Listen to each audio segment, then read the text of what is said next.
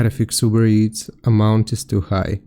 So you may get this error because you are trying to tip a lot. So here I've just Google search for the error, and if you go into Reddit, you can see that this person is trying to tip them, but it's telling them that the amount is too high because of the tip that you've set.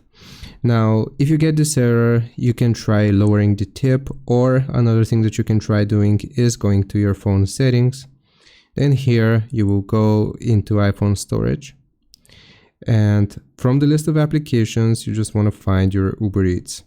Once you find Uber Eats, open up the app like this here, and then we'll select offload app.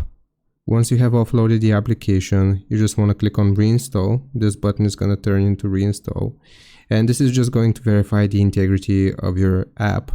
It's not going to log you out of your account, it's going to keep all of your information. It is simply going to reinstall it. I hope this helps. Leave a like and sub. I'll see you next time.